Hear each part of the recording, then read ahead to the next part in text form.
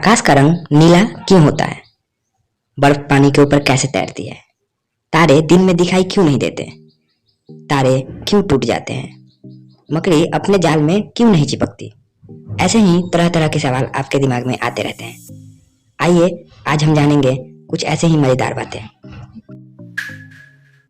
छिपकली को आप में से सभी लोगों ने देखा होगा, लेकिन क्या कभी आपने ये गौर किया है कि छिपकली दीवार पर कैसे चल लेती है? दरअसल छिपकली के पैर छोटे छोटे और शरीर बेलनाकार होते हैं। इनके पैरों की बनावट कुछ ऐसी होती है कि जब छिपकली दीवार के ऊपर चलती है तो उनके पैरों के बीच शून्य पैदा हो जाता है, जिस कारण उनके पैर दीवार पर चिपक जाते हैं। बाहरी हवा का दबाव भी उसे दीवार पर चलने में सहायता करता है। चींटियों को हम बचपन से देखते आ रहे हैं। एक चीज जो हमेशा हम सबको चौंका देती है कि चींटियां एक कतार में क्यों चलती हैं। दरअसल चींटियों के शरीर में एक ग्रंथि होती है जिसमें से फेरोमोन नामक रसायन निकलता है। जब रानी चींटी खाने के तलाश में बाहर निकलती है तो वो अपने शरीर से फेरोमोन रसायन छोड़ती है। बाकी चींटियां उसे सूंघ के उसके पीछे पीछे चल पड़ती हैं। उल्लू रात में बिल्कुल स्पष्ट देख सकता है। ये बात जानते तो सभी हैं, लेकिन कभी इसके पीछे का कारण जानने की कोशिश नहीं करते। बात ऐसी है कि उल्लू एक विचित्र पक्षी है जिनके आंखों में एक प्रतिबिंब वाली कोशिकाएं होती हैं, जिसमें वो दिन के रोशनी को सोख लेते हैं और उसी के द्वारा रात को देख पाते हैं। दोस्तों, क्या कभी आपने गौर किया है, ताजा अंडे पानी में डूब जाते हैं लेकिन पुराने नहीं डूबते। इसका कारण यह है कि पुराने अंडों के भीतर वायुकण बढ़ जाता है, इससे उसका आकार बढ़ जाता है। आसमान में जगमगाते तारों को देखकर हमें ऐसा लगता है जैसे वो हमेशा चमक रहे हैं, पल पल चमकना बंद करते रहते हैं, किंतु ऐसी कोई बात नहीं है। सारे तारे निरंतर एक समान चमकते रहते हैं। तारों से छूटती रोशनी हमारे आंखों तक पहुंचने से पहले वायुमंडल के विद्यमान अवरोधों को सामना करना पड़ता है। उनकी रोशनी रास्ते में विचलित होती रहती है, सीधी हम तक नहीं पहुंच पाती।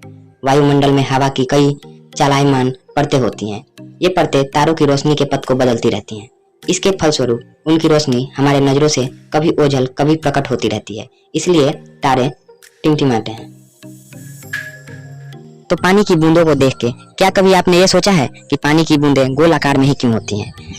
पानी की बूंदें जब एक सतह से दूसरी सतह पर गिरती हैं तो पृष्ठ तनाव के कारण वो अपना आकार गोल कर लेती हैं। हम सभी के दांतों का रंग सफेद ही क्यों होता है? ये इसलिए क्योंकि दांतों का आवरण कैल्शियम का बना होता है और कैल्शियम के सफेद होने से दांत सफेद दिखाई देते हैं। आपने चमगादड़ को उल्टे लटकते हुए देखा होगा। इसका कारण यह है कि उल्टे लटके रहने से चमगादड़ बड़ी आसानी से उड़ान भर सकते हैं। अन्य पक्षियों की तरह वो जमीन से उड़ान नहीं भरते क्योंकि उनके पंख भरपूर उठान नहीं देते और उनके पिछले पैर इतने छोटे और अविकसित होते हैं कि वो दौड़कर गति नहीं पकड़ पाते हैं।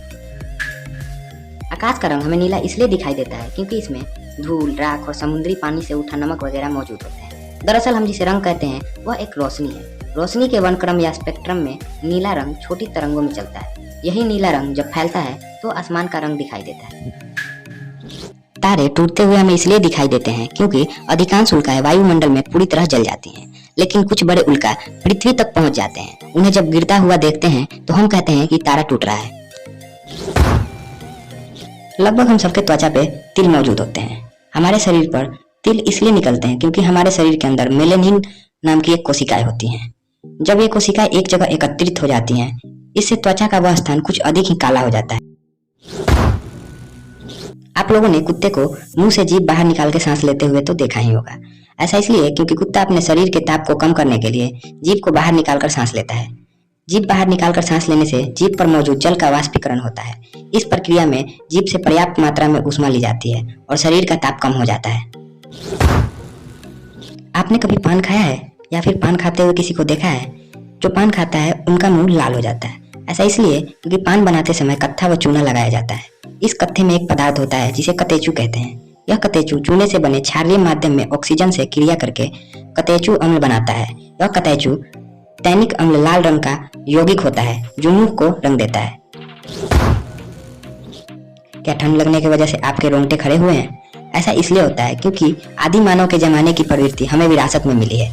हमारे पूर्वजों के शरीर पर बहुत बाल होते थे और रोंगटे खड़े होने से इन बालों के बीच हवा की एक परत बन जाती है जो ठंड से बचाती है। और ठंड से बचने के लिए हमारे दांत भी चटकने लगते हैं और सिहरन होने लगती है। शरीर को लगता है कि उसे ठंड लग रही है और दिन में हमें तारे इसलिए नहीं दिखाई देते हैं क्योंकि पृथ्वी के चारों ओर सघन वायुमंडल है जो कि सूर्य के प्रकाश के चारों ओर बिखेर देता है, जिससे दिन में आकाश चमकदार हो जाता है तथा तारे दिखाई नहीं देते हैं। जबकि बर्फ पानी के ऊपर इसलिए तैरता है क्योंकि जब कोई भी तरल पदार्थ ठोस पदार्थ में बदलता है तो उसका आयतन घट जाता है और वह भारी हो जाता है, लेकिन पानी के साथ ऐसा नहीं होता।